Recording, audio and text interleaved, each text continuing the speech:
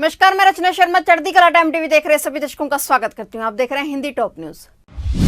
उत्तर प्रदेश की योगी सरकार ने कांग्रेस महासचिव प्रियंका गांधी की मजदूरों के लिए 1000 बसें भेजने की मांग को स्वीकार कर लिया है। हालांकि अब 1000 बसें भेजने के सवाल पर उत्तर प्रदेश प्रशासन और प्रियंका गांधी के बीच लेटर वार शुरू हो चुका है। प्रियंका गांधी की तरफ से 1000 बस उपलब्ध कराए जाने की सूचना गृह सचिव अवनीश अवस्थी को दिए जाने के बाद गृह सचिव की तरफ से एक और लेटर जारी किया गया है, जिसमें लखनऊ के वृंदावन योजना इलाके में 1000 बसों सहित उनमें फिटनेस सर्टिफिकेट और ड्राइवर के लाइसेंस के साथ लखनऊ के डीएम को सौंपने के लिए कहा गया है। योगी सरकार ने नई छूट और पाबंदियों की नई फहरिस्त कल रात जारी कर दी है। हालांकि दिल्ली यूपी बॉर्डर को लेकर संशय बरकरार है। दरअसल 17 मई तक सड़क पर निकलने और सफर को लेकर कई पाबंदियां लागू थी। पड़ोसी राज्य के बॉर्डर भी सील कर दिए गए थे, लेकिन नई गाइडलाइन में इसमें रियायत दी गई है। गाइडलाइन के मुताबिक नोएडा और गाजियाबाद के एनसीआर क्षेत्र में दिल्ली से आने वाले हॉटस्पॉट एरिया के अंदर के व्यक्तियों को छोड़कर शेष पर प्रतिबंध जारी नहीं रहेगा और बॉर्डर्स खोलने के बारे में नोएडा प्रशासन सरकार से फिर से बातचीत करने के बाद ही फैसला लेगा। वहीं योगी सरकार ने नई गाइडलाइन से शादी समारोह और बारात घरों को भी रियायत दी है। लॉकडाउन के चौथे फेज में कई तरह की छूट दी गई है, जो आज से लागू होनी है। ऐसे में इसका दिल्ली की सड़कों पर असर दिखना भी शुरू हो गया और सुबह सुबह लोग घरों से बाहर निकले। दिल्ली की गाजीपुर फल सब्जी मंडी की और मंगलवार सुबह बड़ी संख्या में लोग जाते हुए दिखे, जिनमें अधिकतर रिक्शा चालक शामिल रहे। बता दें कि लॉकडाउन 4 के तहत मिली छूट में सब्जी या फल मंडी खुल रही है। ऐसे में सुबह सुबह लोग आकर खरीदारी कर रहे हैं। अब दिल्ली की सरकार के सामने चुनौती है कि वे कैसे जनता से सोशल डिस्टेंसिंग का पालन करवाने में सफल होती है। देश में मरीजों का आंकड़ा 1 लाख को पार कर गया है। इस जानलेवा बीमारी की चपेट में आकर अब तक 3000 से अधिक लोग जान गंवा चुके हैं। रात की बात यह है कि अब तक 39000 से अधिक लोग ठीक भी हो चुके हैं। वहीं अगर पूरी दुनिया की बात करें तो अब तक 48 लाख से अधिक कंफर्म केस सामने आ चुके हैं, जबकि 3 लाख से अधिक लोगों की मौत हो चुकी है। अब भारत में कुल कंफर्म मामलों की संख्या 1,01,139 हो गई है, जबकि मरने वालों की तादाद 3163 हो चुकी है।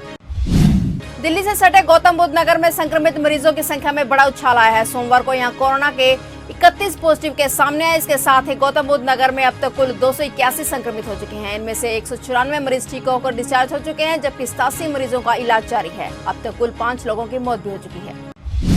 दिल्ली में संक्रमित लोगों की संख्या 10,000 का आंकड़ा पार कर चुकी है। दिल्ली में अब महामारी के मामले 10,054 हैं। हालांकि रात की बात यह कि नए मामलों में मौत के आंकड़े कम दर्ज हुए हैं। बीते 24 घंटे में 299 ही नए मामले सामने आए हैं। वहीं दिल्ली में अब तक 160 मौतें भी हो चुकी हैं। दुनिया में वायरस के कारण कोहराम मचा हुआ है। दुनिया में लगातार वायरस के मरीजों की संख्या में इजाफा देखा जा रहा है। दुनिया में अब तक 48 लाख से ज्यादा मरीज वायरस से पॉजिटिव पाए जा चुके हैं। इसके अलावा 3 लाख से ज्यादा लोगों की वायरस के कारण मौत भी हो चुकी है।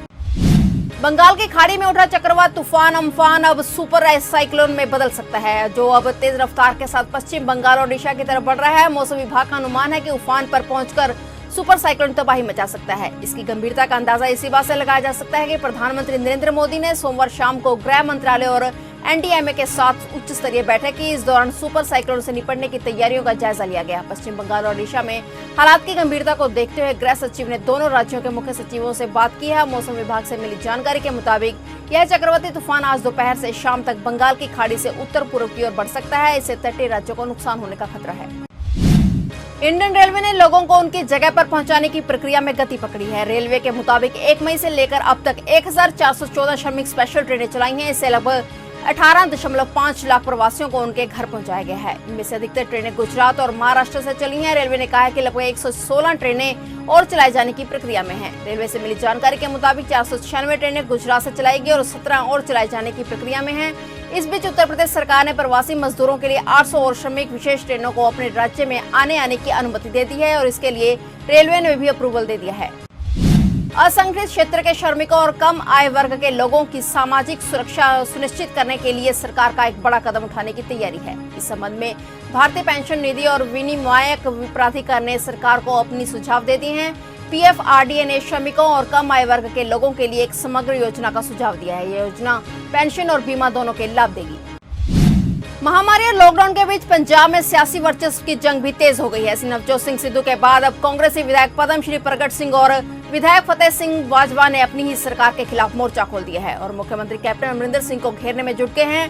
कांग्रेस विधायक प्रगट सिंह ने कैप्टन अमरिंदर सिंह को निशाने पर लेते हुए एक कमजोर मुख्यमंत्री बताया। उन्होंने कहा है कि समझ से बाहर है कि पंजाब में सरकार कांग्रेस की है या मुख्य सचिव की। मुख्यमंत्री और चीफ सेक्रेटरी के बीच हुए विवाद के बाद मुख्यमंत्री को तत्काल विधायकों की बैठक बुलानी चाहिए थी और साफ करना चाहिए था कि जिन मुद्दों को लेकर उन्होंने सरकार बनाई थी वह क्यों पूरे नहीं हुए।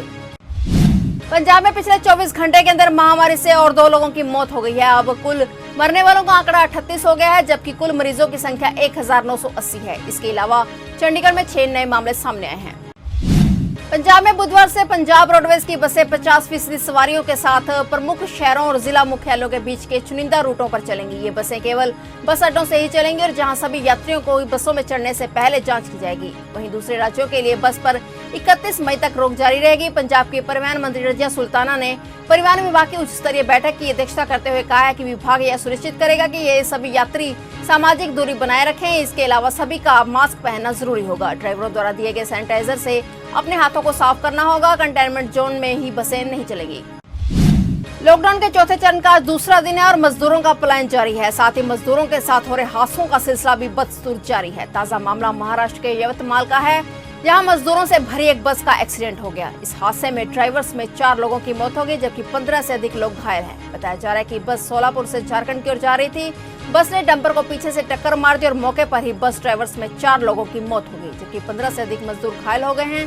उन्हें स्थानीय अस्पताल में इलाज के लिए भर्ती करवाया गया है।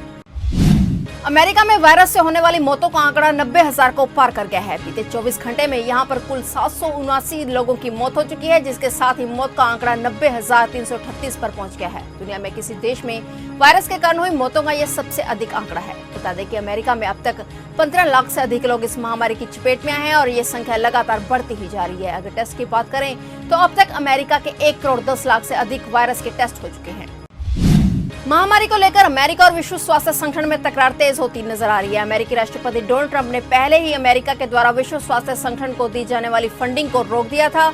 अब इस बीच ट्रंप ने विश्व स्वास्थ्य संगठन प्रमुख टेड्रोस घेब्रेयेसस को एक चिट्ठी लिखी है और ट्रंप ने इस खत में लिखा है कि अगले 30 दिन में विश्व स्वास्थ्य संगठन अपनी नीति और संगठन में बड़ा बदलाव नहीं करता है तो अमेरिका अपनी फंडिंग को हमेशा के लिए बंद कर देगा। बता दें कि अभी अमेरिका की ओर से फंडिंग को सिर्फ कुछ समय के लिए ही बंद किया गया है। संक्रमण और उसकी वजह से प्रवासी मजदूरों के प्लान की पैदा समस्या ने नरेंद्र मोदी सरकार के दूसरे कार्यकाल का 1 साल पूरा होने का जश्न फीका कर दिया है। भारतीय जनता पार्टी ने घोषणा की है कि पार्टी प्रधानमंत्री नरेंद्र मोदी के दूसरे कार्यकाल की पहली वर्षगांठ जोर शोर से नहीं मनाएगी। बीजेपी ने मोदी सरकार की पहली वर्षगांठ को नहीं मनाने का फैसला किया है। बीजेपी केवल डिजिटल माध्यम से ही सरकार की उपलब्धियों का प्रचार करेगी। देश में वायरस के संक्रमण का कहर बढ़ता ही जा रहा है। वायरस से संक्रमित लोगों की संख्या के आधार पर बात करें तो देश में सबसे खराब स्थिति पश्चिमी राज्य महाराष्ट्र की है। राज्य में अभी तक महामारी के 35,058 मामलों की पुष्टि हुई है और राज्य में लगातार 2 दिन से 2,000 से ज्यादा नए मामले सामने आए हैं। सरकार के अनुसार महाराष्ट्र में अभी कुल 1,249 लोगों की मौत संक्रमण के कारण हो चुकी है। लॉकडाउन 4 में आम लोगों को काफी राहत मिल रही है। छत्तीसगढ़ की राजधानी रायपुर में भी एक कर सभी सुविधाओं को बहाल किया जा रहा है। लॉकडाउन शुरू होते ही ब्यूटी पार्लर और मेंस सैलून को बंद कर दिया गया था, लेकिन अब प्रशासन ने बड़ी राहत देते हुए इन्हें खोलने का फैसला लिया है। रायपुर कलेक्टर के निर्देश के मुताबिक अब शहर में पान दुकान, ब्यूटी पार्लर और सैलून खोले जा सकेंगे। इसके लिए नियम और समय तय कर लिए गए हैं।